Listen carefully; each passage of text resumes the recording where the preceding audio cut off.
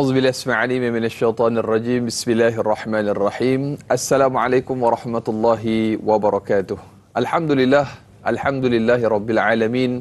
Wassalatu wassalamu ala asyrafil anbiya'i wal mursalin sayyidina wa maulana Muhammad wa ala alihi wa sahbihi ajma'in. Subhanaka la ilma lana illa ma 'allamtana innaka antal alimul hakim.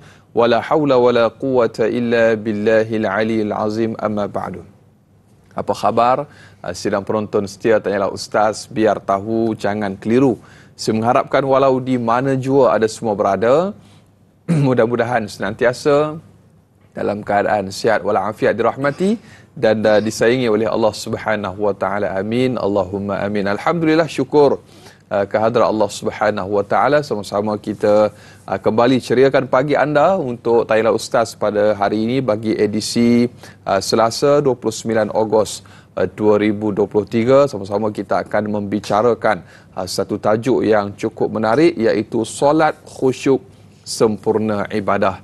Dan sebagaimana biasa, tuan-tuan dan puan-puan, kita bawakan ke studio pada pagi Selasa ini tidak lain tidak bukan Al-Fadhil Ustaz Dr. Nur Muhammad Hadi. Assalamualaikum Ustaz. Waalaikumsalam warahmatullahi wabarakatuh. Apa khabar Ustaz? Alhamdulillah. Alhamdulillah. Ini praktikal apa kita nak kongsikan kepada para penonton, insya-Allah bersama kita nantikan, dan semestinya banyak akan kita bicarakan Ustaz untuk solat khusyuk sempurna ibadah. Dan pastinya bagi anda para penonton yang menyaksikan kami pada pagi ini, anda juga boleh ikuti kami menerusi TV3 dan juga TV9, dan menerusi aplikasi tonton.com.my. Anda boleh tonton ataupun stream kami secara HD, muat turun sekarang, dan langgan jangan tunggu-tunggu lagi. Dan bagi anda yang menonton menerusi FB Live, anda boleh tekan butang kongsi, sebar luaskan, mudah-mudahan bermanfaat insya-Allah. Baik Ustaz, bila sebut tentang solat khusyuk sempurna ibadah, semestinya banyak perkara yang berkaitan dengan ibadah solat ini yang mungkin dululah kita belajar di sekolah mungkin. Jadi kita nak ulang kaji sedikitlah Ustaz berkenaan dengan khusyuk ni. Yang kata khusyuk, sempurnanya ibadah, terutamanya solat ni, apa yang kita boleh simpulkan sebagai khulasah awal mukadimah kita pada pagi ni, Fadil Ustaz? Bismillahirrahmanirrahim. Assalamualaikum warahmatullahi wabarakatuh. Alhamdulillahi rabbil alamin. Wassalatu wassalam ala ashrafi anbiya'i wal mursalin wa ala alihi wa ashabihi wa man tabi'ahum bi ihsanin ila yaumiddin. Amma ba. Alhamdulillah, pertamanya kita memanjatkan segala puji dan syukur kepada Allah, kerana dengan rahmatnya, dengan kasih sayangnya, pada pagi ni Allah kurniakan kepada kita kehidupan. Allah berikan kepada kita peluang untuk kita menghadirkan diri dalam majlis ilmu walaupun di rumah. Jadi semoga ia memberi manfaat untuk diri kita insya-Allah dan ahli keluarga. Terima kasih kepada Da'i Anas, kepada semua tim dalam program Tanyalah Ustaz, kepada semua sahabat-sahabat penonton yang dirahmati Allah Subhanahu wa taala. Semoga Allah merahmati kita semua insya-Allah. Dalam mukadimahnya, bila kita sebut mengenai tentang khusyuk, Allah Subhanahu wa taala menyebut di dalam surah Al-Baqarah ayat yang ke-45. Firman Allah Subhanahu wa taala, Bismillahirrahmanirrahim. Wasta'inu bis-sabri was-salah wa innaha lakabiratun illa 'alal khashi'in. Allah meminta kepada kita, mintalah pertolongan Allah. Allah suruh kita pohon minta pertolongan Allah dengan cara sabar yang pertama, dan mengerjakan solat. Kemudian Allah kata sesungguhnya solat itu amatlah berat, sangat berat, dan kecuali orang-orang yang dikecualikan, yang tidak merasai keberatan itu adalah kepada orang-orang yang sentiasa khusyuk dalam solatnya. Ini seperti mana yang disebutkan oleh para alim ulama. Kita bila kita sebut tentang khusyuk ni, orang nak tahu apa makna khusyuk. Sebab khusyuk ni ialah kita, adakah ia tak bergerak-gerak, ataupun adakah khusyuk ni kita maknanya kita tengok di sejadah kita. Kata para alim ulama, khusyuk ni adalah tunduk dan merendah. At-tatamun disebutkan dalam bahasa Arab seperti mana yang disebutkan oleh Ibn Al-Faris di dalam kitabnya Mu'jam. Dia menyebutkannya dulu at-tatamun, iaitu dengan kita menundukkan, dengan kita merendahkan diri kita, khususnya bila kita solat, merendahkan diri kita di hadapan Allah Subhanahu Wa Taala. Maka kata ulama, khusyuk ni terbahagi kepada dua. Yang pertama, khusyukul qalb, khusyuk hati. Yang kedua, khusyukul jawarih, khusyuk daripada segi anggota badan. Sebab tu bila kita solat, dua kekhusyukan ini perlu kita jaga. Yang pertama, hati kena khusyuk, dan yang kedua adalah al-jawarih, anggota badan. Dan kata ulama lagi, kebiasaannya apabila hati tidak khusyuk, jawarih ni tak khusyuk. Maknanya anggota badan tak khusyuk. Sebab tu kita tengok ada orang yang kejap betulkan kopiah. Kejap lagi dia korek telinga. Main janggut. Main janggut. Kejap lagi dia tengok kain orang punya jenis jenama apa. Kejap lagi dia tengok siapa. Dia boleh baca dekat depan tu, dia boleh hafal apa yang ada dekat depan. Carta organisasi, kadang-kadang kalau depan tu ada skrin TV yang tak tutup, dia boleh tengok, dia boleh baca. Maknanya dalam solat itu, ketika dia mengerjakan solat hatinya tidak khusyuk, maknanya hatinya tidak fokus, hatinya tidak penuh dengan rasa pengabdian, merendahkan diri di hadapan Allah, maka menyebabkan anggota badannya tidak khusyuk. Ini disebutkan oleh para alim ulama. Sebab tu nak khusyuk untuk anggota badan, maka kena khusyuk hati. Nak khusyuk hati, maka dia ada cara-cara dan langkah-langkah untuk menyebabkan kita ni khusyuk di dalam solat kita. Itu secara mukaddimahnya. Baik Ustaz. Dan kadang-kadang bila Ustaz sebut tengok macam-macam ni, kadang-kadang corak sejadah tu juga main peranan Ustaz. Mungkin sedikit komen pada Ustaz. Saya kebiasaannya bila sejadah ni dia ada berbentuk Kaabah. Saya tak faham juga sebab apa kena diletakkan Kaabah di sejadah ni, sebab dia akan mengganggu solat. Ya Ustaz. Dia khususnya orang yang nak pergi. Bila orang dah pergi, dia kata kat sinilah multazam. Betul-betul aku duduk dekat sini. Bila dia rukuk, bila dia duduk di antara dua sujud, dia akan tengok benda tu. Bila dia tengok, oi, makam Ibrahim ni macam saya ingat. Kalau hari tu aku rasa depan sikit, di belakang. Itu orang yang dah pergi. Yang tak pernah pergi pula, dia kata, oh macam ni Kaabah. Hajar Aswad belah mana, dia kata. Macam tak lengkap pula. Jadi dia menyebabkan kita bila solat, menyebabkan kita akan memikirkan perkara yang tak sepatutnya dipikir. Sebab tu kata para alim ulama, khususnya ulama tasawuf, dia mengatakan bahawa hukum dalam fiqh, hukum memejamkan mata, ittifaqul fuqaha, bersepakat para fuqaha hukumnya makruh. Sebab kita tak boleh pejamkan mata. Tetapi kata para alim ulama, khususnya dalam mazhab Syafi'i, kata para alim ulama, apabila ada gangguan, bila kita, contohlah kita solat tu ada gangguan, contoh sejadah, ataupun ada perkara-perkara yang menyebabkan kita tak boleh khusyuk, maka pada ketika itu ada keperluan untuk menutup mata, maka dibolehkan kata para alim ulama. Kalau sejadah yang ada corak-corak, rasa tak boleh diberikan tumpuan, maka kita tutup mata. Maknanya tutup mata tu untuk kita fokus. Tetapi kalau tidak ada masalah, maka ulama sebut menutup mata dalam keadaan kita melakukan ibadah solat hukumnya makruh. Dan ada juga ulama menyebutkan tentang khusyuk juga. Ketika mana kita berada jauh dengan Kaabah, maknanya macam contoh di Malaysia, maka tempat untuk kita lihat, nanti kita akan tunjukkan praktikal, adalah tempat sujud. Tetapi kalau di hadapan Kaabah, maka tempat yang untuk kita lihat adalah Kaabah tu sendiri. Ini sunnah baginda Nabi SAW.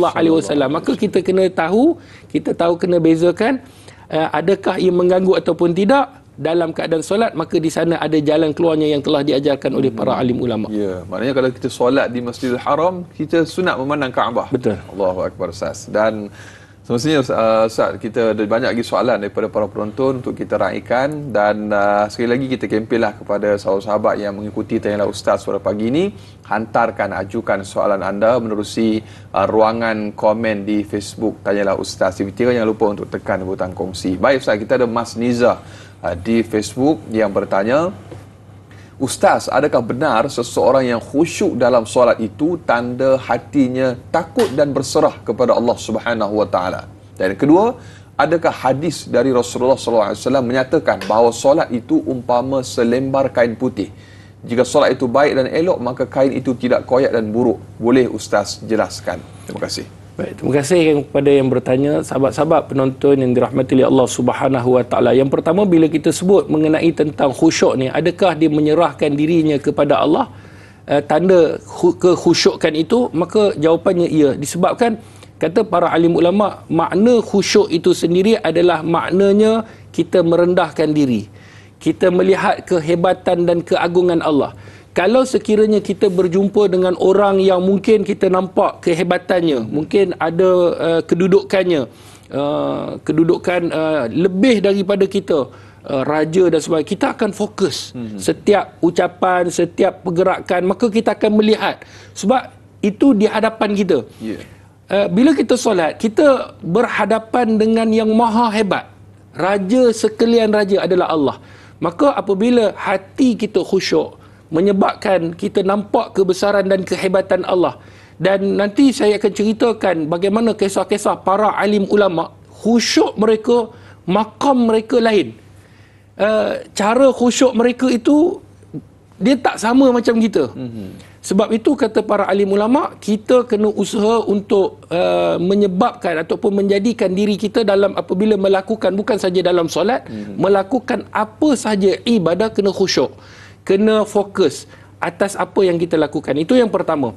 Yang kedua, kata para alim ulama mengenai tentang hadis yang disebutkan bahawa umpama selembar kain putih, maka hadis yang disebutkan oleh Nabi SAW adalah bahawa solat ini merupakan tiang.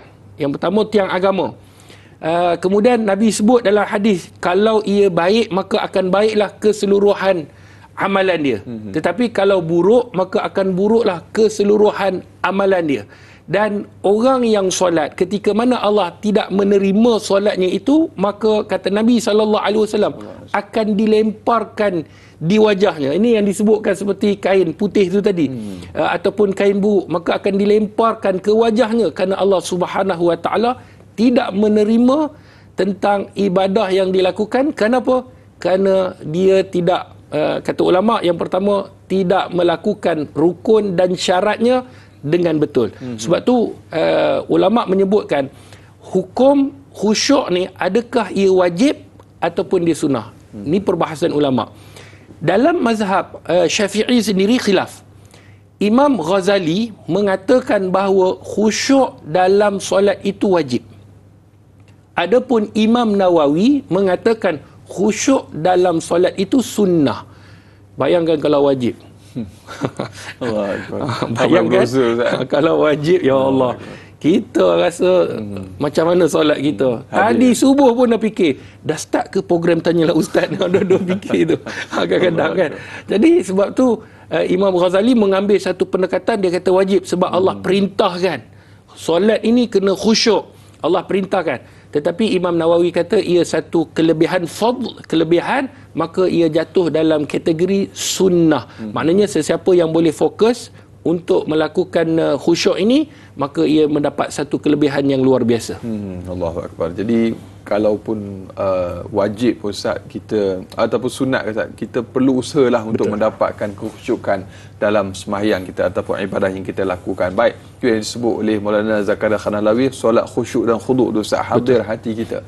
Baik, kita ada soalan yang berikutnya Ustaz. Kali ini menerusi Muhammad Izzuddin di Facebook.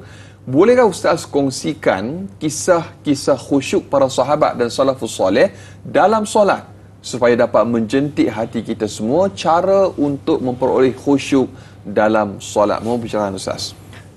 Terima kasih pada Muhammad Izzuddin. Sahabat-sahabat penonton yang dirahmati oleh Allah, ada beberapa kisah yang saya nak bawakan. Yang pertama, kisah Imamul Bukhari sendiri. Imamul Bukhari dalam satu hari, dalam kehidupan dia solat zuhur bersama dengan kawan-kawan dia, sahabat-sahabat dia. Bila dia menunaikan solat zuhur, dia dah habis solat zuhur, Imam Bukhari dia menunaikan solat sunat. Dia mengerjakan solat sunat. Habis dia melakukan solat sunat, Imam Bukhari ni angkat baju dia. Dia angkat baju. Kemudian kerana di belakang, dia rasa ada sesuatu di belakang. Dia tanya kawan dia, dia kata, nampak tak, apakah kamu melihat sesuatu di sebalik bajuku?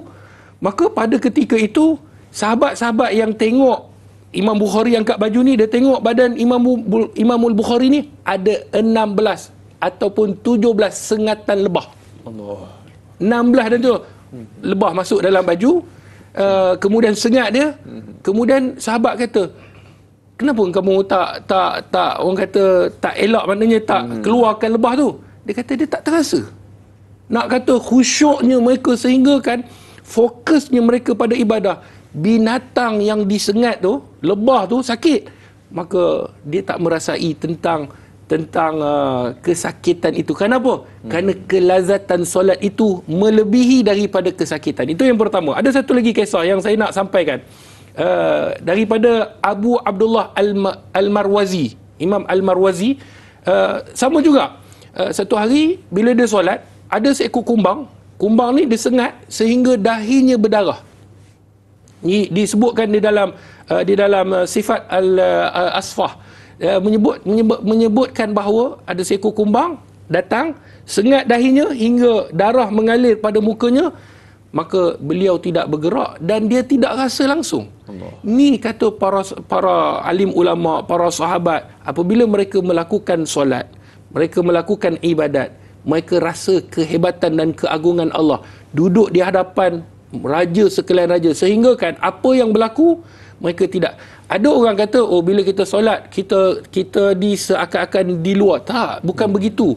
Khusyuk ni maksudnya mereka akan rasa kebesaran Allah. Mereka tahu tentang apa yang mereka baca, menghayati. Kadang-kadang menghayati macam kita, kadang orang main gadget. Bini bercakap, bang, nak makan ke? Dia duduk sibuk, dia fokus. Dia fokus sampai dia tak dengar. Bang, saya bercakap dengan awak ni, awak dengar tak? Awak cakap apa tadi? Nampak? Maknanya itulah makna khusyuk sebenarnya. Kan kadang-kadang kalau orang baru ni gadget lah. Kalau orang lama baca paper kan, duk baca, bini bercakap ni beletak. Orang Kedah, orang Kedah tu beletak. Duk cakap, dia duk baca fokus sebab ada satu cerita menarik mungkin dia baca. Kan sampai bini ambil sekat, abang saya sedang cakap dengan abang. Itu maknanya khusyuk, itu maknanya fokus, sebab dia menumpukan sepenuhnya apa yang sedang dia lakukan. Tapi kita boleh buat dengan gadget. Kadang-kadang kita boleh tengok TV, kadang-kadang orang yang tengok TV ni cerita Hindustan. 17 kali dia tengok, 17 kali menangis. Dia menghayati. Dia menghayati. Dia tak nak orang ganggu. Jangan ganggu. Kalau boleh ni semua handphone semua tutup, nak tengok fokus ni. Tapi bila solat, kenapa dia tak boleh buat? Inilah persoalannya, sebab dia kalau merasai kebesaran kehebatan Allah, dia akan datang ke kemanisan solat. Dan sikit lagi, sahabat-sahabat penonton yang dirahmati oleh Allah, dalam solat ini yang kebiasaan manusia lupa, kita kena tahu solat ni dia ada roh dia. Roh solat ini adalah khusyuk. Maka orang yang solat tidak ada roh, maka solatnya kosong. Sebab tu ada perkataan alah ustaz, dia kata khusyuk ke tak khusyuk, janji solat. Yang penting sembahyang. Yang penting sembahyang ustaz. Dia bukan masalah penting. Soalan dia salah. Bukan yang penting kan. Soalan dia kena tanya diri dia, Allah terima tak? Jadi ustaz, macam mana saya nak tahu Allah terima tak dia? Ada tanda-tandanya. Betul. Jadi sebab itu kita kena tanya diri kita, Allah terima tak? Jadi macam mana kita nak tahu Allah terima? Kita buat sungguh-sungguh meraikan dengan apa yang disebutkan oleh Nabi dan para alim ulama. Tanda ibadah atau solat kita diterima oleh Allah Subhanahu Wa Taala. Saya kunci tu kita akan kongsikan selepas ini. Banyak lagi akan kita raikan soalan daripada sahabat kita. Terus kekal bersama Tanyalah Ustaz, biar tahu jangan keliru, kembali selepas ini.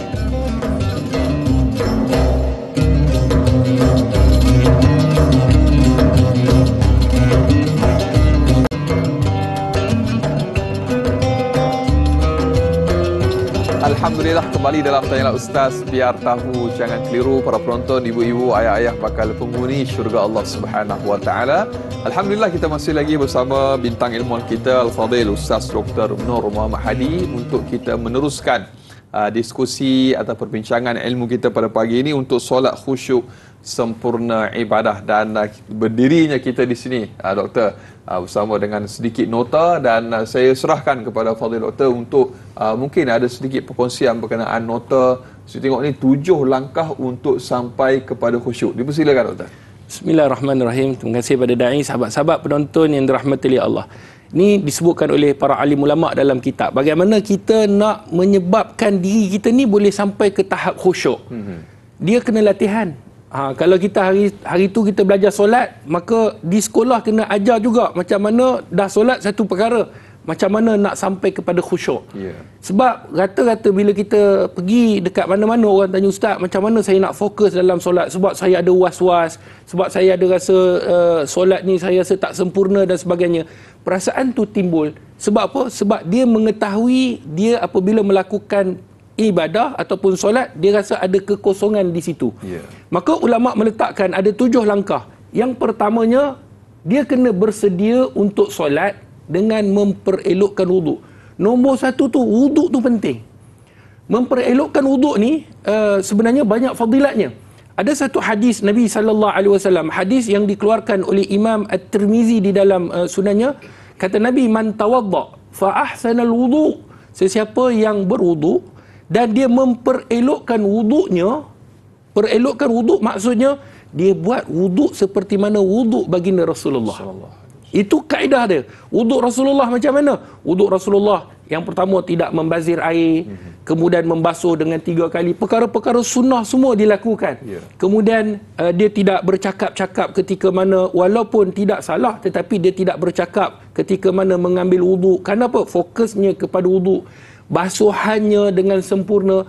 Maka kata Nabi SAW dalam hadis tu, lepas dia berwuduk dengan wuduk yang sempurna, thumma qal, kemudian dia mengatakan, asyhadu an la ilaha illallah wa asyhadu anna muhammadan abduhu wa rasuluh, Allahumma ja'alni minat tawwabin wa ja'alni minal mutatahhirin.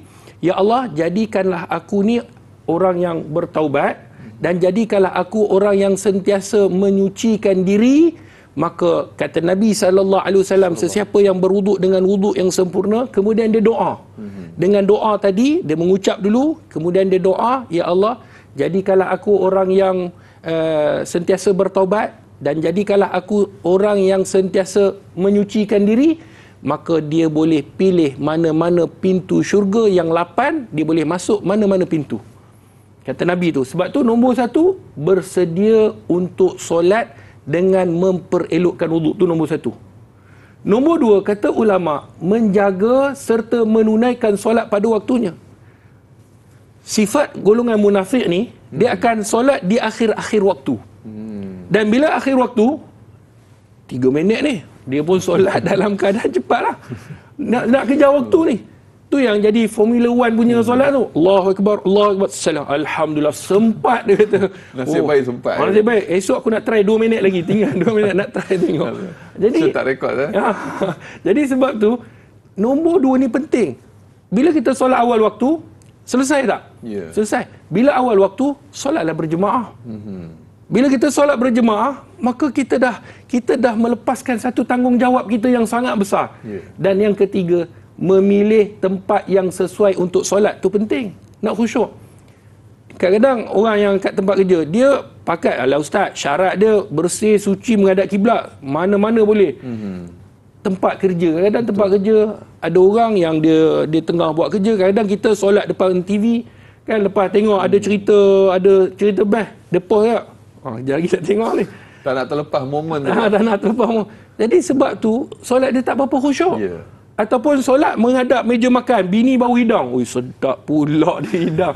Ayam golek ke yang masak. Jadi pilih tempat yang sesuai untuk solat. Yeah. Dan tempat yang paling sesuai bagi lelaki adalah di masjid. Maka masjid ni pilihlah. Dan contohnya solat sunat, ada orang yang bila dia nak solat sunat, dia memanglah dia dah habis solat biasa, dia akan bangun. Bila kebiasaan dia bangun ni, dia akan solat di belakang tiang. Ataupun kadang-kadang ada yang solat tu dekat-dekat dengan pintu sebab senang nak keluar. Jadi kejap lagi dia tengok orang, siapa yang keluar dia ni. Dia duduk kira berapa orang masuk, berapa orang keluar. Solat dekat tabung lah. Solat dekat tabung. Ada orang masuk duduk RM50, dahsyat. Jadi sebab tu solat dia takkan jadi khusyuk. Tu yang ketiga. Yang keempat, menghadirkan keagungan Allah dalam diri. Ketika solat tu, dia kena rasa kebesaran Allah. Kalau dia boleh hadirkan setiap gerakan, movement tu, gerakan yang dia lakukan, dia rasa kehebatan dan keagungan Allah. Tengah rukuk, dia rukuk kepada Allah. Sujud kepada Allah. Tengah berdiri di hadapan Allah. Maka dia akan jadi khusyuk. Kemudian yang kelima, kata ulama, melakukan solat dengan tenang. Tenang. Jangan gopoh-gapoh. Sebab tu Nabi SAW ketika mana kalau orang dah dah solat jemaah contohlah, kita daripada belakang, kadang-kadang kita berlari nak sempat rakaat. Nabi tak bagi. Lompat masuk sejadah. Siap kata. Lompat jauh. Lompat jauh. Lompat kijang tu. Jadi sebab tu kadang-kadang bila kita sampai, kita akan jadi mengah. Betul. Bila mengah tu, solat boleh khusyuk tak? Tercungap-cungap macam tu. Kadang-kadang nasib baik aku terror. Lari pecut dari ni. Masuk dengan tenang. Wiqar kata Nabi SAW. Masuk dengan tenang. Kalau tak sempat rakaat tak apa. Sambunglah yang berapa tak sempat. Sebab tu masuk dengan tenang. Jangan nak kejar imam. Dah memang hang pun lambat. Tu bahasa Kedah tu. Kita pun lambat. Jadi lambat buat cara lambat. Kemudian kata para alim ulama, yang keenam, menghayati setiap zikir dalam solat. Kita dah solat berapa lama dah? Ada 30 tahun, ada 40 tahun. Tasbih masih lagi kita tak hafal. Tasbih masih lagi kita tak mengetahui makna-makna. Cerita Hindustan kita boleh faham, siap boleh bercakap lagi lah. Walaupun Urdu pun boleh. Kan boleh menangis tu, dia pun tak faham. Betul. Sebab apa menangis? Tu menangis. Sedih cerita. Jadi dalam solat kita kena rasa menghayati setiap zikir. Dan yang ketujuh, yang terakhir, doa pada Allah. Nabi SAW pesan, Nabi kata, 4 perkara ni jangan kamu lupa untuk doa. Tolong snap gambar ni. Snap gambar ni ada 7 langkah. Doa ni hafal. Apa dia? Yang pertama, minta Allahumma, ya Allah, inni, aku meminta padamu ya Allah, a'udzubika, minta daripada engkau, berlindung daripada engkau, min ilmin la yanfa, daripada ilmu yang tidak memberi manfaat. Itu nombor 1. Kita minta supaya Allah berikan kita ilmu manfaat. Kalau ilmu tak bermanfaat, ya Allah lindung. Yang kedua, wa min qalbin la yakhsha, daripada hati yang tidak khusyuk. Kita minta pada Allah. Wa min amalin, dan daripada amal-amal la yurfa, amalan-amalan yang dilakukan yang tidak diangkat.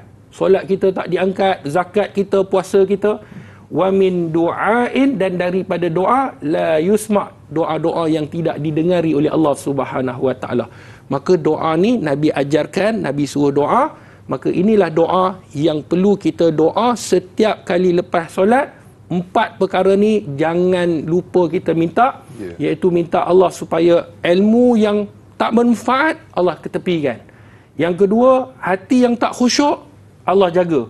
Kemudian daripada amalan-amalan yang tidak diangkat, maka kita minta kepada Allah, Allah angkat amalan. Dan yang keempat, iaitu doa-doa yang Allah tak dengar ni, kita tak nak, kita nak doa kita didengari oleh Allah Subhanahu wa taala. Saya tertarik bila doktor sebut tentang solat dalam keadaan tergesa-gesa. Ada, kalau saya tak silap lah dulu, ustaz, ada seorang guru saya pernah sebut, siapa yang tergesa-gesa menuju ke tempat solat, itu tanda Allah Ta'ala dibimbangi akan disempitkan rezekinya. Ini disebut dalam kitab Ta'alim Imam Zanuji, Ustaz. Mungkin sedikit komen daripada Ustaz.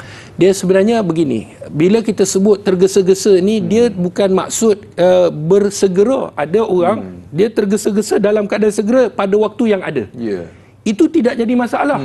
Sebab orang yang dia nak tergesa-gesa dalam waktu tempoh yang ada, itu tak apa. Tetapi yang tergesa-gesa yang tak dibenarkan ini, seperti mana dia pergi tu dalam keadaan tak hadirkan diri, tak khusyuk dan tak redha, maka ini disebutkan oleh ulama, dia akan disempitkan rezekinya. Ini yang kebiasaan. Sebab apa? Sebab dia tidak hadirkan dirinya, hatinya untuk dia menunaikan solat kepada Allah Subhanahu wa taala, dan menyebabkan hanya yang dipikir hanyalah pada rezeki. Maka kalau itulah yang dipikirkan, maka rezekinya akan disempitkan. Kadang bahaya sebab dia mungkin dia memandu dalam keadaan yang tergesa-gesa, mungkin boleh membawa kemudaratan dan kematian. Ya, Ustaz. Itu jadi satu perkara yang mungkin sedikit nasihatlah Ustaz kepada kita semua. Sahabat-sahabat penonton yang dirahmati oleh Allah Subhanahu wa taala, ulama menyebutkan bahawa apabila kita melakukan satu-satu ibadah, maka ibadah kita tu haruslah dengan kesempurnaan. Kesempurnaan itu datang dengan dalam keadaan ketenangan. Jadi kalau kita tak tenang, dalam keadaan kita buat gopoh gapah, maka kita akan tidak meraihkan rukun dan syarat. Kita hadir dalam masjid dalam keadaan bahaya, kadang bawa motor nak press pagi, sempat rakaat ni. Dia dengan kain plekat, dia lipat tu, dia masuk dekat ni, kadang-kadang orang tengah jalan dia tak penting. Ini membahayakan keselamatan.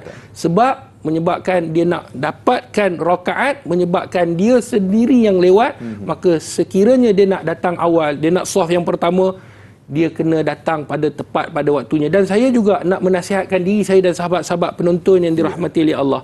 Ada yang satu lagi, yang jenis tergesa-gesa ni ketika mana mereka solat Jumaat, dah lah datang lewat, dia pergi langkah orang. Allah. Hukumnya makruh, tak dibenarkan. Kita kena masuk ketika mana kalau ada ruang, kita duduk. Sebab kita dah lewat. Kadang-kadang ada orang, dia dah lewat, dia pergi nak duduk sah depan. Dia langkah. Tu imam dia tolak, Tok Bilal, dia tak kira dah. Yang penting dia boleh duduk di sah depan aircon. Ataupun dia cari kipas kan Jumaat. Cari pot baik, ada belakang tiang, kipas ada. Dia kata, ini pot baik. Jadi, kita kena ingat, benda-benda yang kita buat, kita nak mendapatkan fadilat, akhirnya kita tak dapat. Sebab apa? Disebabkan perkara-perkara yang terjatuh bukan saja makruh, ada kalanya haram disebabkan mengganggu orang lain. Kalau di dalam Raudah dia ada nama-nama tiang kan. Betul. Tapi kalau di masjid tempat kita ada tiang tu nama Haji Din, Haji sekian contoh begitulah. Jadi tak boleh cop-cop tempat Ustaz. Baik, banyak lagi akan kita bicarakan para penonton untuk Tanya Ustaz pada pagi ini. Terus kekal bersama Tanya Ustaz, biar tahu jangan keliru, kembali selepas ini.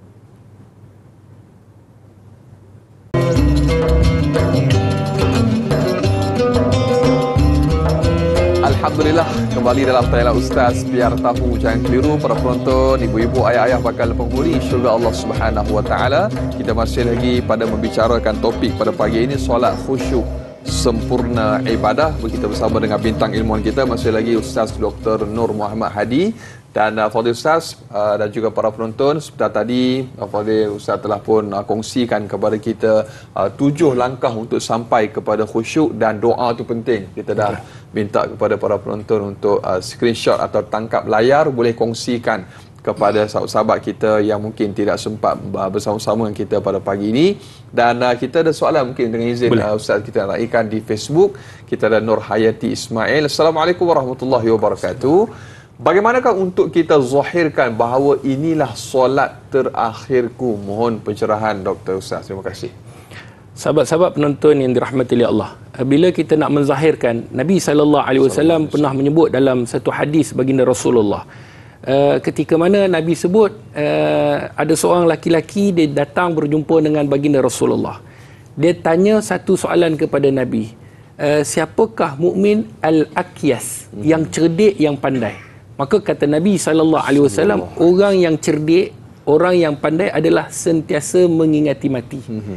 Maka apabila kita melihat kematian ataupun kita sentiasa solatkan jenazah orang, maka dia akan dapat hadirkan diri bagaimana kita hari ini solatkan orang, esok orang akan solatkan kita. Tu yang kita sebut, solatlah kamu sebelum kamu disolatkan. Jadi kita nak dapatkan kehadiran untuk zahirkan inilah solat kita yang terakhir, maka hadirkan kematian. Sebab kita kena tahu inilah pengakhiran yang kita tak tahu bilakah kita akan menamatkan riwayat kita. Dan ada juga orang yang mana dia melakukan solat, maka solat itu merupakan solat yang terakhir. Allah jemput dia, dan banyak dah dalam video-video, Allah jemput dia dalam keadaan dia tengah sujud, dalam keadaan dia tengah tahiyat, dalam keadaan dia tengah bertakbir. Maka itulah solat yang terakhir. Maka apa-apa ibadat pun yang kita dapat lakukan pada ketika ini, mungkin kita tak dapat melakukan pada ketika yang akan datang. Maka orang cerdik pandai dia kata apa? Kita ada perkara yang sangat berharga, iaitu masa sekarang. Kita ada sesuatu yang sangat bernilai, iaitu masa depan. Dan kita ada sesuatu yang sangat luar biasa, iaitu masa lalu. Maka gunakanlah masa itu dengan sebaiknya, kerana kita tak tahu bilakah pengakhiran kita. Maka kita lakukanlah, Allah izinkan untuk melakukan solat subuh tadi, anggaplah solat subuh itu yang terakhir, kerana kita tidak ada jaminan untuk kita hidup pada esok hari. Maka bila kita tahu begitu, kita akan memperelokkan solat kita.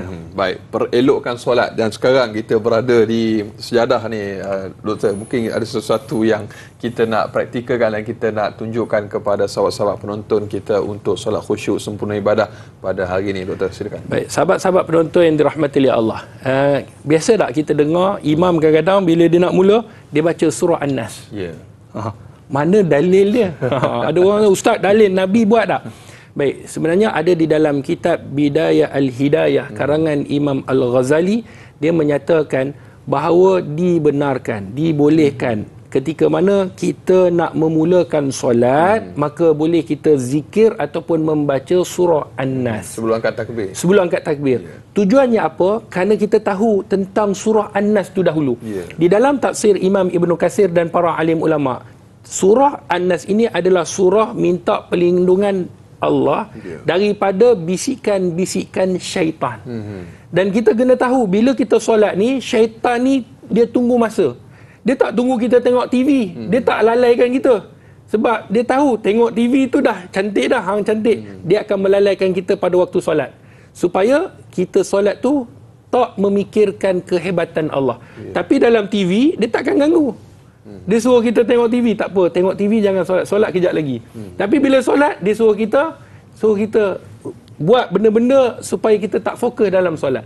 Sebab tu kata para alim ulama, Imam Ghazali sendiri kata, dibenarkan untuk membaca surah An-Nas. Jadi bila kita nak solat ni, kan, kita ni jenis penyakit was-was. Kan? Kemudian kalau kita rasa kita nak minta perlindungan, kita baca surah An-Nas. Bismillahirrahmanirrahim. Sebelum angkat takbir, Qul a'udzu birabbin nas, malikin nas. Kita minta kepada Allah perlindungan daripada bisikan-bisikan syaitan. Itu yang pertama. Kemudian yang kedua, kata para alim ulama, kita bila angkat takbir dan bila memulakan solat, mata kita ni tengok tempat sujud. Saya nak tunjuk tempat sujud kita ikut kepada berapa besar kita. Ikut saiz lah. Ikut saiz lah. Kalau dia tempat sujud je, contoh, saya tunjuk. Kalau tempat sujud saya di sini, ni tempat sujud, maka sinilah yang saya akan tengok. Sama ada saya rukuk, sama ada saya nak sujud, sama ada saya tengah berdiri, sinilah tempat yang saya akan sujud, iaitu saya akan sujud di hadapan Allah Subhanahu Wa Taala. Itulah tempatnya. Maka sebab tu ada orang bila rukuk dia tengok kaki dia. Panjang pula kuku aku ni kan. Dia duduk tengok kaki dia tengok kaki orang sebelah. Maka sebenarnya ini antara sunnah Nabi sallallahu alaihi wasallam, angkat je takbir, tempat sujud tu dilihat. Sebab kita jauh daripada Mekah, Kaabah. Maka angkat takbir, Allahu Akbar, tengok. Dan kata ulama, tanda orang tak khusyuk, matanya meliar. Sebab tu Allah Subhanahu Wa Taala pernah menegur Nabi sallallahu alaihi wasallam ketika mana mata Nabi melihat di atas, Allah suruh khusyuk dalam solat. Maka pada ketika itu Nabi melihat di tempat sujud. Jadi bila angkat takbir, Allahu Akbar, mata kita tempat sujud. Bila kita rukuk, ni contoh rukuk, kita tengok tempat sujud. Jangan tengok macam ni. Ada orang macam ni dia tengok kaki dia betulkan stokin dia. Tengok tempat sujud. Sempat lagi betulkan stokin. Kemudian bila kita tengok tempat sujud. Dan bila kita sujud, contoh kita sujud begini, tengok tempat sujud. Ni tempat sujud saya, nampak? Sini. Jadi saya sujud. Maintain di situ. Duduk antara dua sujud. Pun tengok tempat sujud juga. Sebab tu ulama sebut, ulama zaman silam, dia menyebutkan bahawa kalau sekiranya sejadah kita ni bercorak, kadang-kadang kita tengok corak ni dia boleh jadi bentuk macam kepala syaitan kadang-kadang. Sebab syaitan kadang-kadang dia nampak ni macam muka aku ni, dia macam monster. Macam monster dan sebagainya. Jadi sebab itu ulama dulu bawa serban. Tujuannya apa serban? Apabila dia nampak ada kawasan yang mungkin tidak menyebabkan dia khusyuk, serban putih dia akan lapit supaya dia tengok benda tu putih. Ataupun rida syal. Atau rida tu lah. Yang rida yang tu serban tu, dia letak. Jadi, dia solat tanpa ada lukisan, apa-apa lukisan. Sebab tu nak beli sejadah, kena pilih juga. Iaitu, caranya adalah dengan melihat corak itu adakah mengganggu kita solat tu. Dia bukan kelembutannya. Dia kadang-kadang ada sejadah ni, ketika mana kita nak sujud itu, tak sakit lutut. Dia bukan masalah tak sakit lutut. Masalah dia, adakah sejadah itu boleh menyebabkan kita terganggu dalam solat ataupun tidak. Betul. Itu yang kedua. Kemudian yang ketiga, dalam hadis yang dikeluarkan oleh Imam At-Tirmizi di dalam sunannya, ada seorang sahabat datang berjumpa kepada Nabi. Ya Rasulullah, aku bila solat ni ada yang menggangguku, iaitu syaitan. And dia menyebabkan aku was-was. Maka apa kata Nabi? Itu adalah khinzib. Syaitan bernama khinzib, bukan khinzir. Khinzir tu lain, itu binatang haram. Tu. Tapi dua-dua haram lah. Khinzib ni syaitan, dia akan ganggu. Angkat takbir dia datang. Dia akan datang, dia akan menyebabkan kita tak khusyuk. Maka Nabi SAW ajarkan kepada kita, bila kita rasa tak fokus, tak khusyuk, Kan contohnya tengah semayang ni, tiba-tiba teringat, adalah dia teringat nak bayar kejap lagi bil telefon, tak bayar lagi, dia boleh kira bil telefon tadi kalau bini aku RM40, dia boleh kira 40 campur akunya 40 dah 80, dia boleh kira, maka tak khusyuk. Kata Nabi SAW, bila datang sesuatu yang mengganggu kamu, falyasta'izu billah minasyaitanir, minta perlindungan Allah daripada syaitan yang direjam. Maknanya minta perlindungan Allah supaya kita dilindungi oleh Allah daripada syaitan. Maka caranya bila kita solat ni, kita tak boleh fokus, maka kita sebut a'udzubillahi minasyaitanirrajim dengan kadar perlahan yang kita dengar. Summa, kemudian kata Nabi SAW, summa yanfus ala yathari thalathan, kemudian dihembuskan di sebelah kiri 3 kali. Maknanya berpaling sikit macam ni, ataupun kalau kita solat seorang boleh berpaling sedikit belah kiri, jangan badan. Badan kena menghadap kiblat. Beralih kita punya badan ni ke arah lain, batal solat kita. Maka kepala saja. Kepala begini sikit, hembus 3 kali. Tu kata ulama. 3 kali. Ini disebutkan dalam hadis dan disebutkan dalam kitab mazhab Syafi'i. Maka sahabat tu bila Nabi ajarkan, dia kata, sejak daripada Nabi ajar, aku tidak diganggu oleh syaitan. Maka caranya, bila ada syaitan yang rasa mengganggu kita, sebut a'udzubillahi minasyaitanirrajim, kemudian 3 kali. Kalau ada orang sebelah, jangan buat. Kan? Baru lepas makan durian pula. Dia kata, durian musang king ni. Sebelah pula tak khusyuk. Jadi kita sedikit saja. Kalau tadi boleh berpaling ni, kalau ada orang, sedikit saja. Meniupkan sedikit. Ini diajarkan oleh Nabi SAW. Praktikalnya, bagaimana kita nak khusyuk dalam solat. Maka ada 3 perkara, saya recap balik sedikit. Yang pertamanya, kita kena fokuskan pada tempat sejadah kita ni. Kena fokuskan mata kita. Kemudian ketika mana kita nak solat itu, kita membaca auzubillahi minasyaitanirrajim dan surah An-Nas, seperti mana yang disebutkan oleh Imam Ghazali dalam kitabnya. Kemudian yang ketiga, ketika mana dalam keadaan kita solat diganggu, maka sebutlah auzubillahi minasyaitanirrajim, kemudian hembuskan di sebelah kiri 3 kali seperti mana dalam hadis Nabi. Itu antara yang diajarkan oleh baginda Nabi SAW. Sama-sama kita ambil manfaat dan juga kita amalkan apa yang telah pun dikongsikan. Baik, mungkin dengan izin Ustaz, kita nak raikan lagi soalan daripada sahabat kita. Baik, Nur Dahlia Biru di Facebook. Sekiranya kita merasakan solat yang dilakukan itu tidak khusyuk atas sebab tertentu, adakah boleh diulangi semula atau perlu qada sembahyang tersebut jika habis waktunya, Doktor? Baik. Sahabat-sahabat yang dirahmati oleh Allah, satu soalan yang sangat baik daripada Puan Nur Dahlia. Kata ulama, kalau sekiranya Imam Ghazali ambil khusyuk ni sebagai benda wajib, maka apabila ditinggalkan kena ulang lah kalau tidak khusyuk. Tetapi kesemua ulama menyebutkan, kebanyakan ulama menyatakan bahawa khusyuk ni adalah sunnah. Maka kata ulama, apabila kita tak khusyuk dalam solat kita yang boleh menyebabkan kita lalai dan sebagainya, dia tidak merencatkan ataupun mencacatkan solat, maka tidak perlu qada. Maka solat kita, apa yang perlu kita buat, kita perbaiki solat yang akan datang. Dan kita kena minta kepada Allah. Saya pernah sebutkan di sini juga mengenai tentang bila kita solat, kita kena ada beberapa sifat. Yang pertama, antara sifat yang perlu kita ada adalah sifat al-khawfu, sifat takut. Takut Allah tak menerima amalan kita, takut Allah tak menerima solat kita, kena ada rasa. Maka kita akan berhati-hati. Tapi dalam masa yang sama, kata ulama, takutnya kita itu tidak boleh sampai kita suuzon pada Allah. Semayang ni rasa takut, ya Allah takut kau tak terima amalan, tapi dalam keadaan confirm kau tak terima, ya Allah ni aku yakin kau tak terima solat aku macam ni, memang tak ada kualiti. Tak dibenarkan, kata ulama. Kerana ada sifat yang kedua, kena ada sifat ar-raja. Bukan rojak pesembuh. Tu Penang. Ni rojak. Ar-rajak dalam bahasa kita adalah pengharapan. Ya Allah, ada cacatnya tetapi aku harap kau terima, ya Allah. Sebab aku manusia yang sedang mempelajari. Maka kata ulama, tak perlu qada solat yang tidak khusyuk, melainkan sekiranya dia lalai dalam melakukan perkara rukun dan syarat. maka pada ketika itu dia kena qada.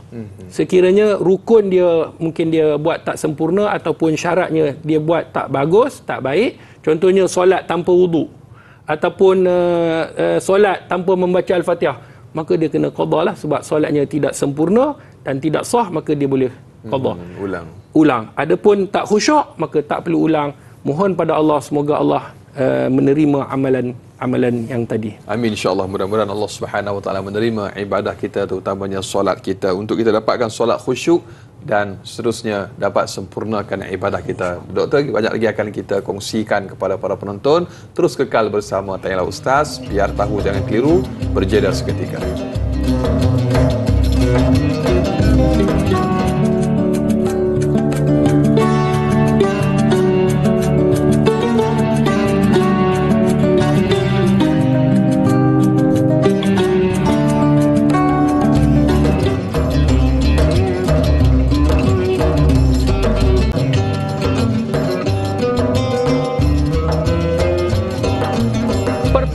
Akademi Al-Bayan kini sedang usaha menjalankan kerja-kerja pembinaan kompleks tahfiz dakwah anak-anak mualaf yang pertama di Malaysia.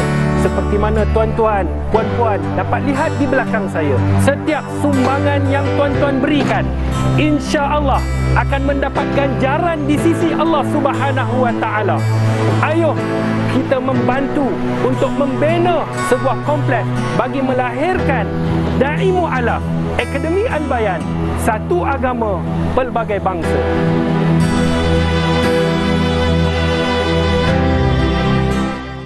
Alhamdulillah Ustaz, semangat je Ustaz.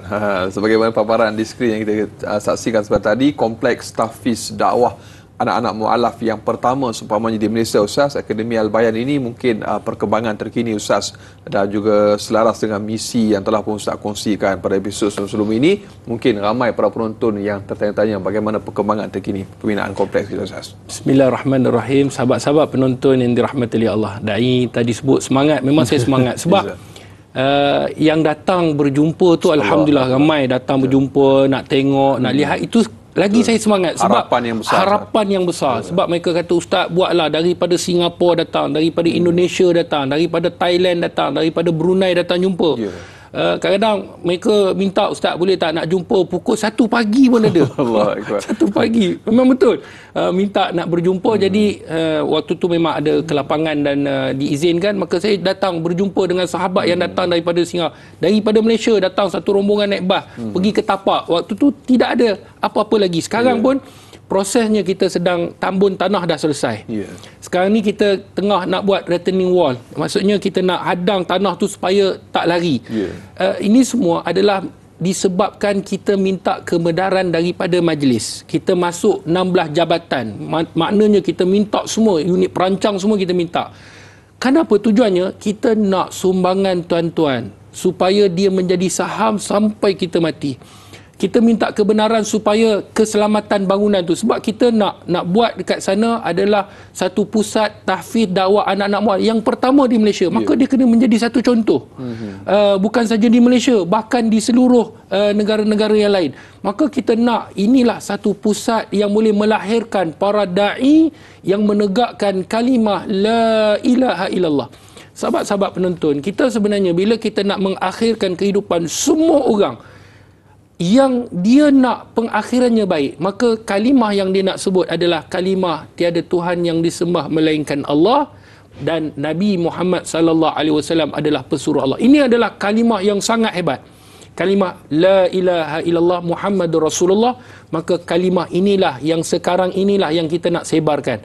Sebab tu sahabat-sahabat yang dirahmati oleh Allah Subhanahu wa taala, kita sedang membina sebuah kompleks dan kita akan membina masjid 3 budaya.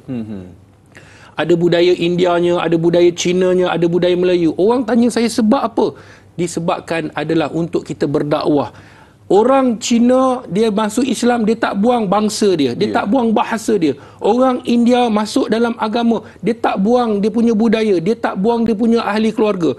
Orang Melayu yang dah Islam, ini adalah satu orang kata kehebatan agama Islam. Sebab tu tagline-nya satu agama pelbagai bangsa. Bila kita masuk mana-mana pintu, kita menyembah Allah yang satu, baca Al-Quran yang satu, kita mengikuti baginda Nabi SAW, maka inilah dakwah Islam. Kita tidak boleh berpecah. Inilah kesatuan umat Islam. Maka umat Islam disatukan dalam masjid. Sebab tu kita nak membina rumah Allah. Maka ayuh sama-sama dengan Komplek Tabung Pembangunan Akademi Al-Bayan bagi melahirkan da'i mu'alaf. Sebab mereka inilah akan keluar berdakwah di jalan Allah, menegakkan kalimah la ilaha illallah. Dan akhirnya kalimah inilah juga yang kita akan akhirkan. Sebab apa? Sebab kita membantu agama Allah. Dan bayangkan sekiranya ada orang yang masuk dalam Islam disebabkan kalimah ini, disebabkan para da'i yang keluar, kita juga mendapat saham mengislamkan orang. Besar. Inilah dakwah yang sangat hebat. Sebab tu jangan lepaskan peluang. Ayuh sama-sama sumbang tabung subuh ada. Buat satu tabung subuh. Nak buat potongan bulanan, insya-Allah kita akan gunakan dengan penuh berhemah, dengan penuh amanah, sebab kita dapat surat kebenaran daripada Majlis Agama Islam Melaka untuk kutipan. Kita mendapat surat kebenaran daripada Kerajaan Negeri Melaka. Kita dapat surat kebenaran sokongan daripada ahli Parlimen Alor Gajah merangkap timbalan Menteri Pertahanan. Kita dah berjumpa dengan Mufti Melaka. Alhamdulillah, ini adalah misi dakwah kita. Semoga Allah merahmati dan meredha. Dan kami juga bukan duduk diam saja. Sambil-sambil nak kutip, sambil-sambil itu juga kita usaha apa lagi yang boleh merancangkan. Kita buat sambal teriak. Sambal teriak ni orang yang dah pergi Scotland, dia dah bawa dah sambal ni. Pergi Mekah dah bawa dah. Pergi rata-rata dah bawa dah. Dia kata, Ustaz senang sebab ada ziplock. Kadang-kadang ialah makanan sana dia lain. Dia bawa, kita ni kan orang Melayu, kita makanan kena dia akan pilih lah sambal lah apa. Jadi dia senang.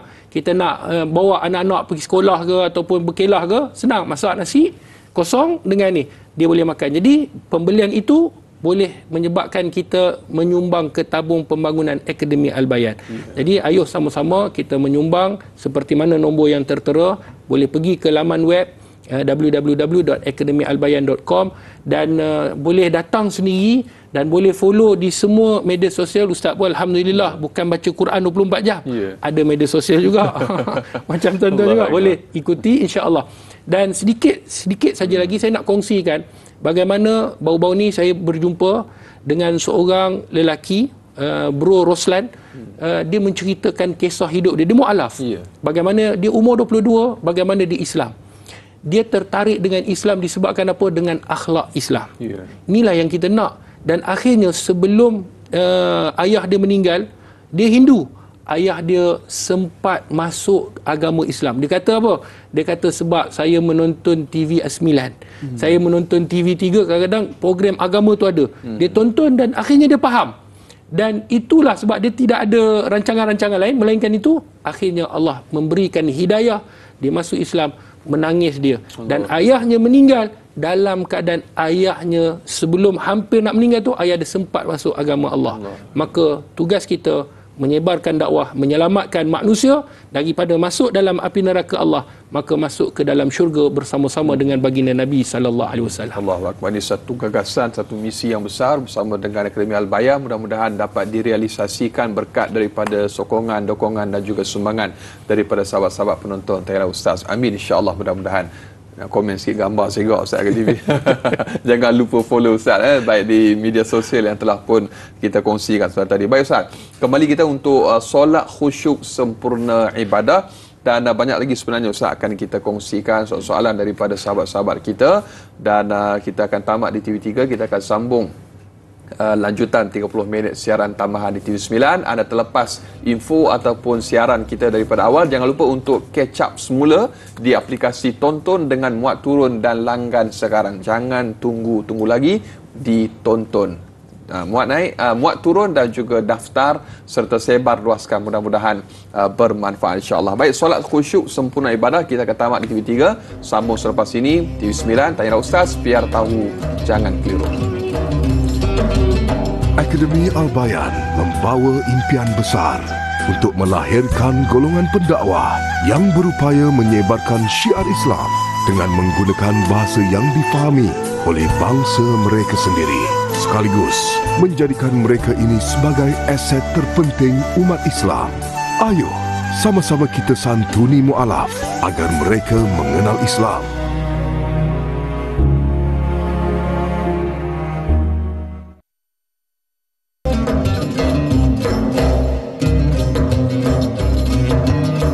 Bersempena Hari Kebangsaan yang ke-66, Yayasan Warisan Ummah Ikhlas WUIF menganjurkan Malaysia Quran Hour kali yang ke-9 yang bertemakan Malaysia Berakhlak Mulia, Pemuda Merdeka, Pemimpin Abrar, membawa misi Surah Al-Fatihah, Surah Al-Insan dan Surah Al-As.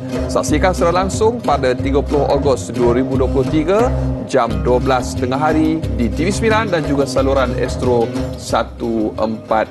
Save the date, simpan tarikh tersebut untuk bersama-sama dengan Malaysia Quran Hour. Alhamdulillah, tuan-tuan dan puan-puan, terima kasih dan terima kasih kembali kita untuk lanjutan 30 minit siaran tambahan di TV9. Tanyalah Ustaz, biar tahu jangan keliru. Tuan-tuan dan puan-puan, bakal penghuni syurga Allah Subhanahu Wa Taala, kita masih lagi bersama Fadil Ustaz Dr. Nur Muhammad Hadi untuk kita teruskan solat khusyuk sempurna ibadah. Itu tajuk yang kita sedang diskusikan pada hari ini. Dan Ustaz, kita nak raikan lagi soalan daripada sahabat kita, tapi sebelum itu tadi kita ada kunci kata-kata doktor sebut tentang tanda seseorang itu mendapat khusyuk dalam sembahyang. Apakah hasilnya, buahnya? Bagaimana doktor? Bismillahirrahmanirrahim. Sahabat-sahabat penonton yang dirahmati oleh Allah Subhanahu Wa Taala, Allah sebut dalam surah Al-Ankabut ayat 45. Firman Allah, wa aqimis solah, dirikan solat. Inna solata tanha anil fahsya'i wal munkar. Sesungguhnya solat itu dapat mencegah perbuatan keji dan mungkar. Maknanya kesan daripada solat itu dia akan dipelihara oleh Allah. Kata para alim ulama, bila kita nak tahu tanda-tanda ni dia akan dirasai bagi mereka yang sentiasa menjaga ibadat solat. Sebab dia nak tahu Allah terima ataupun tidak, maka ulama menggariskan yang pertama, Allah akan pelihara dia daripada perbuatan keji dan mungkar. Sebab ini janji Allah, inna solah, sesungguhnya itu janji. Inna solata tanha anil fahsya'i wal munkar. Allah akan mencegah dia daripada perbuatan keji dan mungkar. Erti kata lain, apabila Allah terima solat, Allah akan pelihara dia. Itu nombor satu. Yang kedua, kata ulama, dia akan merasai lazzatul iman, kelazatan iman, kelazatan dalam ibadah. Maka bila dia melakukan, dia akan rasa kerinduan dia dalam mengerjakan ibadah. Itu tanda Allah memanggilnya, tanda Allah menjemputnya, tanda dia sentiasa menghadirkan diri dia kepada Allah. Dan yang ketiga, tanda Allah Subhanahu Wa Taala menerima, dia akan sentiasa mengingati Allah. Sebab tu tujuan kita seperti mana dalam surah Taha, wa aqimus solat li zikri, dirikanlah solat, lam tu lamut ta'lil, li zikri, untuk mengingatiku. Maknanya kalau kita solat, kita akan ingat Allah. Bila solat ini kita mengingati Allah, maka luar solat kita akan sentiasa ingat Allah. Maka tiga tanda ini kata para alim ulama, iaitu yang pertamanya Allah akan pelihara. Kemudian yang kedua, ketika mana kalau kita solat ini kita akan khusyuk dan sebagainya. Yang ketiga, kita akan sentiasa mengingati Allah. Maka kata ulama, tiga tanda ini menyebabkan kita akan mengetahui solat kita itu diterima oleh Allah Subhanahu Wa Taala kerana kualiti solat itu sendiri. Allahu Akbar. Itu antara tanda-tanda dan juga ciri-ciri orang yang mendapatkan khusyuk dalam solat dan juga ibadahnya. Dan berikutnya kita ada Mar WKN di Facebook. Soalannya, saya ingin bertanya, doktor, adakah perbuatan menggaru-garu atau menguap boleh menyebabkan hilangnya rasa khusyuk dalam solat? Dan benarkah solat tidak sah jika tidak ada rasa khusyuk? Mohon penjelasan doktor. Dan tadi bila sebut tentang khusyuk tadi, doktor dah ceritakan. Cuma dalam bab menguap ni kadang-kadang ada orang yang tugasan yang menyebabkan dia menjadi lemah, mengantuk dan sebagainya. Kita nak salahkan dia pun tak boleh juga kan. Jadi mungkin sedikit pencerahan pada doktor. Sebenarnya ada dalam hadis Nabi SAW, Nabi menyebutkan dan ulama mengkiaskan. Kias ni maknanya ulama ambil hadis tu, dia melihat kepada situasi yang berbeza. Itu namanya kias. Nabi SAW bukanlah tidak membenarkan. Nabi hukumnya menyebutkan, kata ulama, hukumnya makruh apabila kita solat dalam keadaan kita menahan nak melakukan buang air kecil atau buang air besar. Kita tahan untuk nak melakukan hadas. Jadi seseorang yang dia nak solat, tapi dalam keadaan kata kejap lagi lah dia nak pergi tandas, tapi dia kata solat dulu. Solat dalam menahan kencing dan nak membuang air besar, jadi hukumnya makruh kata ulama. Ataupun dalam keadaan lapar, ataupun disebutkan dalam keadaan makanan tu telah dihidangkan, maka hukum ketika itu kata ulama adalah makruh. Disebabkan apa? Disebabkan tidak akan jadi khusyuk. Sebab bila dia solat, bini tengah hidang, tu yang dia rasa, sedap lah, kena solat cepat sikit lah. Kari pelikan. Lapar pula kari kepala ikan bini masak. Jadi menyebabkan solat tu tak khusyuk. Begitu juga dengan mengantuk. Mengantuk ni, kalau kita betul-betul mengantuk dan ada waktu, maka berehat sebentar. Untuk tujuan apa? Untuk kita refresh balik. Memanglah kita dituntut untuk solat awal waktu, tapi takkanlah 5 waktu semua mengantuk. Tak logik. Itu masalah hati. Betul. Bukan masalah mengantuk. Itu masalah hati. Kalau sekali-sekala mungkin semalam kerja berat sikit, mungkin kasar sikit, jadi mungkin pada keesokan subuh tu dia rasa letih sikit, dia kata tak apa, rehat. Tapi janganlah berehat sampai pukul 10 pagi pula. 10. Itu dah lewat dah. Jadi sebab tu kata ulama, dibenarkan untuk kita sedikit melihat kepada keadaan-keadaan, kemudian apabila keadaan itu telah selesai, maka kita melakukan solat dalam keadaan kesempurnaan. Ini yang disebutkan oleh para alim ulama. Dan kemudian mengenai tentang garu-garu, menguap dan sebagainya, khusyuk ni bererti kan kita sebut khusyuk hati, dia akan membawa khusyuk al-jawarih. Jawarih ni, kalau Imamul Bukhari kena sengat 17 sengatan, dia tak rasa. Allah. Kita baru nyamuk tak hinggap lagi. Allah. Dia baru lalu, kita garu dah.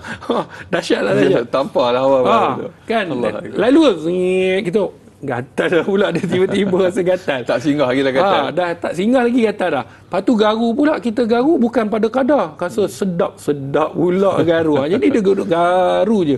Kadang-kadang dia betulkan kopiah lah, betulkan janggut lah, serban, kadang serban. Dah tahu serban tu boleh jatuh, janganlah letak. Kadang-kadang dia nak kena tengok pula sama tak sama yang telekung pula. Kan, sama-sama tengok telekung baru ni. Jadi menyebabkan benda tu tak khusyuk. Jadi benda-benda begini kena elakkan. Sebab tu sahabat-sahabat penonton yang dirahmati Allah, apa saja yang menyebabkan kita tak khusyuk, elakkan. Letak depan kita ni handphone. Ni ramai orang lelaki ni, poket kadang malas letak handphone. Handphone pula gambar facing pula gambar bini. Contoh ni facing saya, taklah gambar bini kan. Facing gambar bini contohnya. Kan? Lepas tu bini call. Dia call pula. Macam mana kita nak khusyuk? Letak kunci kereta, kawan sebelah pula tak khusyuk. Power juga dah ni kereta Velfire. Kan, ataupun kereta macam ni. Jadi sebab tu kita kena faham bahawa apa sahaja yang menyebab kita tak khusyuk, kita elakkan. Itu yang disebabkan. Dan garu ini juga ulama sebut boleh dibenarkan, tetapi kena jaga jangan sampai 3 kali pergerakan yang besar. Ini dalam mazhab Syafi'i, ulama sebut sepakat pergerakan yang banyak membatalkan solat. Banyak dalam mazhab Syafi'i 3 pergerakan. Banyak di sisi mazhab yang lain berbeza, mengikut uruf, mengikut adat.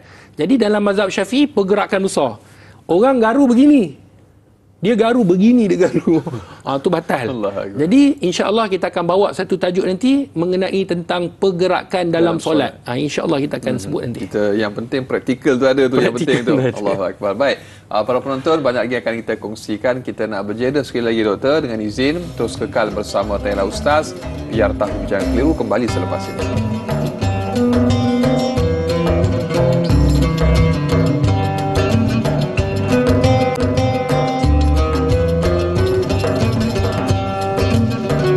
Berkilat mata sang belalang melompat-lompat di tepi paya. Alangkah rugi bukan kepalang. Solat tak khusyuk, fikirkan dunia.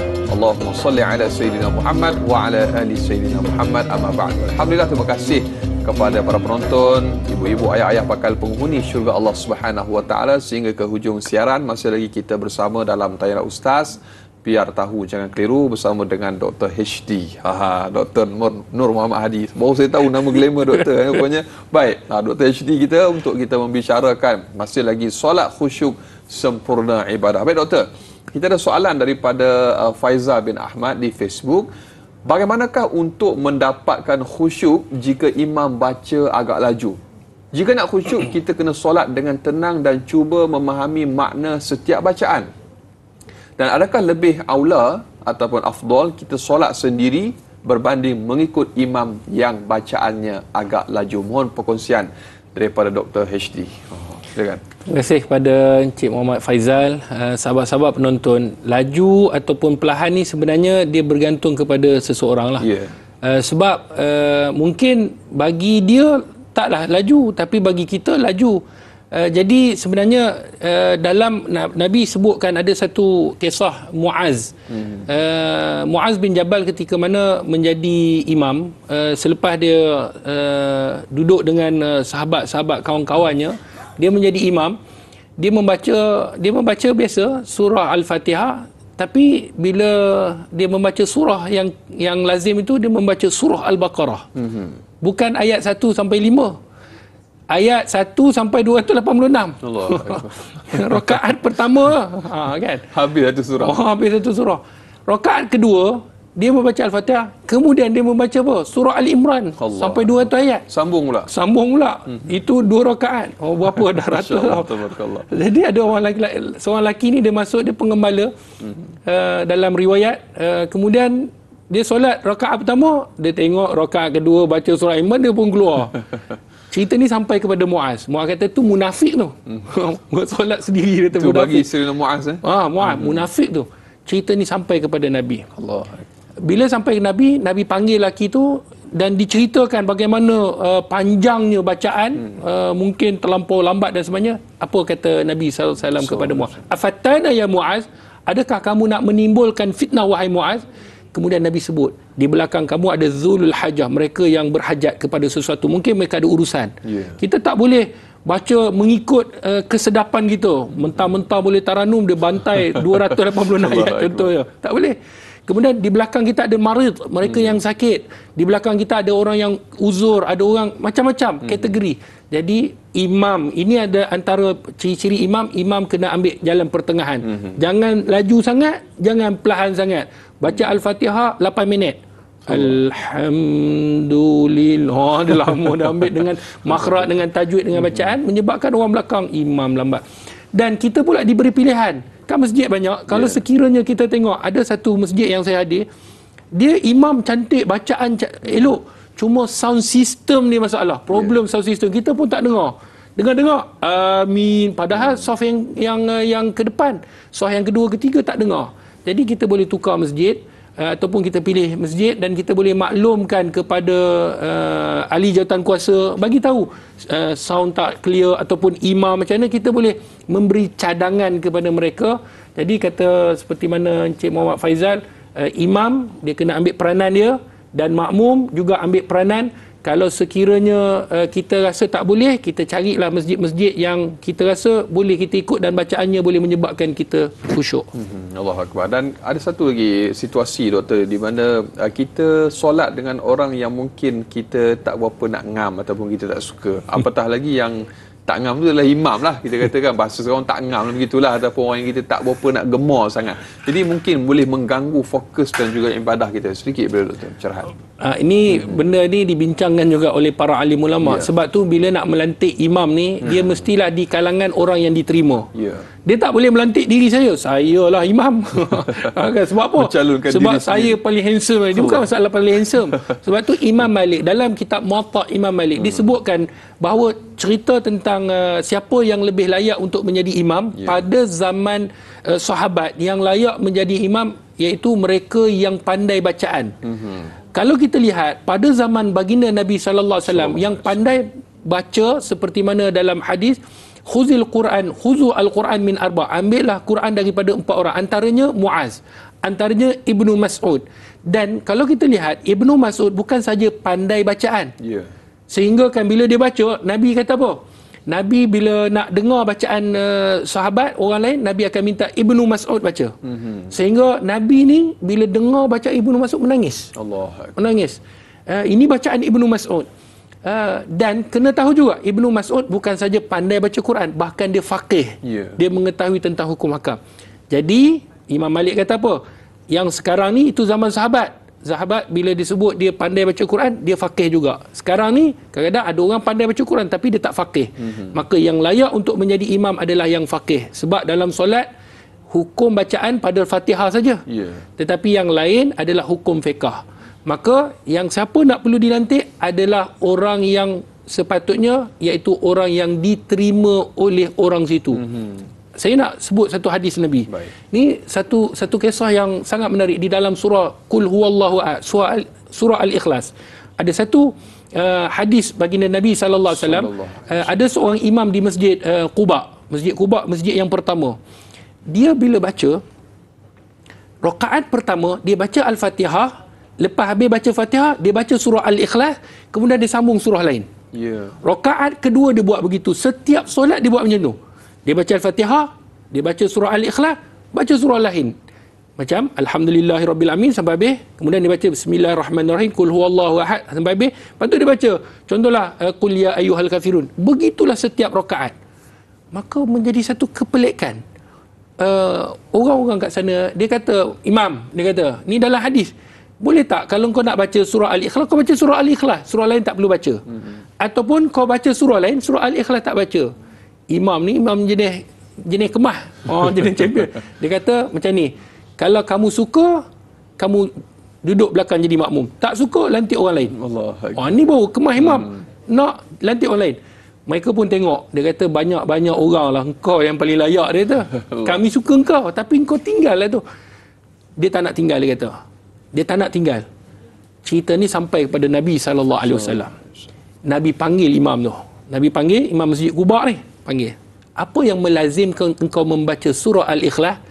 Tak nak kau dengar apa sahabat-sahabat kata tinggalkan surah Al-Ikhlas ataupun baca surah yang lain, ataupun baca surah Al-Ikhlas tinggalkan surah yang lain. Dia kata, ya Rasulullah, sebab apa dia membaca surah Al-Ikhlas? Inni uhibbuha, aku sayang, aku cinta pada surah Al-Ikhlas. Kata Nabi, hubbuka iyyaha adkhalakal jannah. Cintanya kamu kepada surah Al-Ikhlas menyebabkan kamu masuk syurga Allah. Saya nak sebut dulu satu tentang kelebihan surah Al-Ikhlas. Yang kedua yang hebat tadi, imam tu steady. Kalau imam ni, kalau kita rasa kita tak ngam dengan dia, tengah-tengah sembahyang, imam ni bukan boleh pakai pun, contoh, menyebabkan kita tak khusyuk salat, maka kita cari imam yang kita menerima seperti mana yang tadi. Imam kata apa? Nak aku jadi imam, silakan. Tak nak, ganti orang lain. Maka kata ulama, sesiapa yang nak jadi imam, dia mesti atas lantikan yang dipersetujui oleh orang ramai.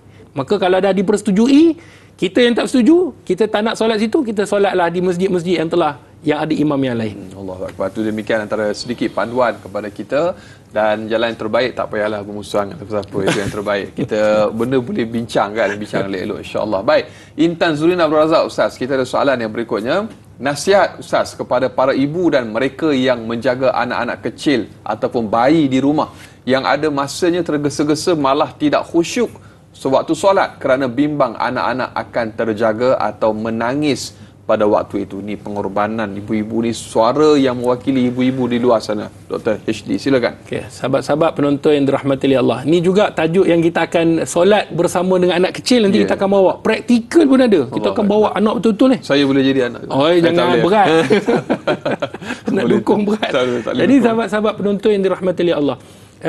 Sebenarnya dia macam ni, bila kita ada urusan anak kecil, memang kita nak solat pada waktunya, kita uruskan yang mana boleh menyebabkan kita tak khusyuk macam tadi, maka uruskan anak tu dengan baik. Maknanya kalau dia nak perlu mandikan dulu, nak makankan dia dulu, dia nak tidurkan dia dulu. Walaupun kita lewat, ustaz saya ni nak solat awal waktu, ya betul, tetapi Nabi SAW sendiri menyatakan kalau ada makan dulu.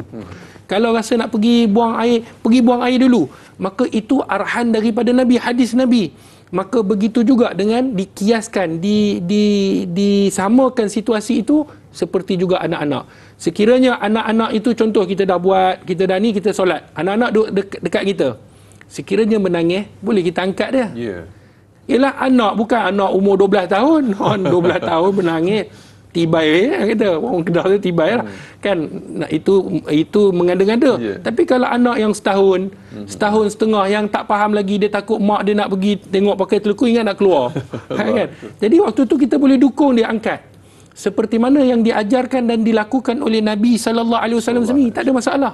Cumanya janganlah tengah dekat dukung tu kita pergi cium dia lah pula kan, kita pergi gurau dengan dia. Tidak. Jadi ada caranya. Kalau dia main janggut kita, tak apalah, kita fokus lah. Kita fokus. Sebab itu kata ulama, khusyuk ni dia tidaklah satu perkara yang wajib, dia sunatnya. Kalau tidak, habis kita pakat tak diterima solat kita. Kan, kena qadha pula. Jadi sebab tu sahabat-sahabat penonton, selesaikan mana yang perlu dulu.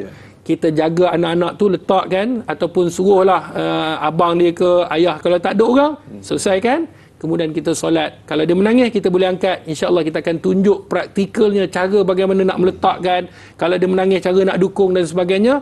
Itu semua dalam praktikal solat ketika mana kita nak mendukung anak, insyaAllah. Allahu Akbar. Terima kasih atas pencerahan, mudah-mudahan terjawab soalan sahabat kita yang bertanya. Para penonton, ibu-ibu, ayah-ayah bakal penghuni syurga Allah Subhanahu Wa Taala. Panjang lebar kita bicarakan solat khusyuk sempurna, ibadah tajuk kita pada pagi ini. Saudara-saudara, kita telah pun sampai ke penghujung siaran kita, Doktor.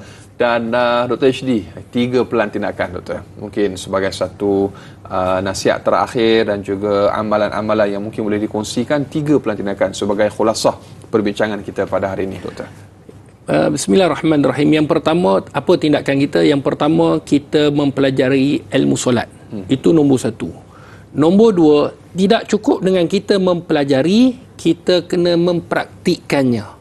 Itu nombor 2. Tak cukup dengan kita mempelajari, kita mempraktikkannya. Yang ketiga, sentiasa doa dengan doa yang saya bagikan tadi. Nabi sebut, kita doa antaranya, kita doa supaya Allah Subhanahu Wa Taala jauhkan kita daripada hati yang tidak penuh dengan kekhusyukan.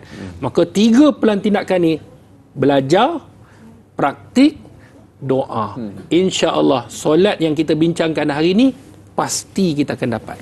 Allahu Akbar. Jadi doa yang telah pun kita kongsikan, terutamanya di papan tadi kan Doktor tulis, kita dah tangkap layar ataupun kita dah screenshot. Jadi sebarkan, kalau boleh tu kita kongsilah dengan jemaah, dengan masyarakat kita kan. Dan insyaAllah saya dimaklumkan juga, insyaAllah kita akan hantarkan ataupun kita akan muat naik poster tersebut di Facebook. Jadi sama-samalah boleh muat turun dan simpan. Dan amalkanlah, jangan simpan saja, Doktor. Buat wallpaper dan sebagainya kan. Baik, dan jangan lupa saksikan para penonton, jangan lupa saksikan Tanyalah Ustaz bersama dengan Ustaz Dr. HD pada setiap hari Selasa dengan topik yang menarik dan pastinya disertai dengan amalan secara praktikal live kami bawakan kepada anda bersama dengan Ustaz Dr. HD. Dan Doktor, jom kita tutup majlis kita, perkongsian ilmu kita Tanyalah Ustaz pada pagi ini dengan sedikit doa. Mudah-mudahan Allah Subhanahu Wa Taala mengurniakan kepada kita ibadah yang khusyuk, yang sempurna dan diterima oleh Allah Subhanahu Wa Taala, dan kita semoga diberkati oleh Allah Subhanahu Wa Taala. Doktor, doanya insya-Allah. Bismillahirrahmanirrahim. Alhamdulillahirabbil alamin, wassalatu wassalam ala asyrafil anbiya'i wal mursalin wa ala alihi wa sahbihi ajma'in. Amin. Ya Allah, ya Tuhan kami selaku hamba-Mu yang penuh dengan kelemahan, ya Allah. Amin. Pada pagi ini kami mengangkat tangan, ya Allah, menadah tangan kepadamu, ya Allah, yang maha agung, yang maha esa, yang maha kuasa, ya Allah. Tiada tempat yang kami bersandar melainkan kepada Engkau, ya Allah. Tiada Tuhan yang kami sembah melainkan hanya kepada Engkau, ya Allah. Ya Allah, kami banyak melakukan dosa, ya Allah, sama ada kami sengaja ataupun tidak, sama ada secara zahir ataupun secara batin, sama ada secara terang-terang ataupun sembunyi. Maka jika Engkau tidak mengampunkan dosa kami, maka kami termasuk dalam golongan orang yang zalim. Ya Allah, ampunkanlah dosa kami, ya Allah. Ampunkanlah dosa kedua ibu bapa kami, ya Allah. Ampunkanlah dosa ahli keluarga kami, ya Allah. Amin. Ya Allah, ya Tuhan kami, berkatilah kehidupan kami, ya Allah. Jadikanlah kami hamba-Mu yang bertakwa. Basahkanlah lidah kami sentiasa berzikir kepadamu. Gerakkanlah tubuh badan kami untuk melakukan ibadat kepadamu. Ikhlaskanlah hati kami untuk melakukan kerana-Mu.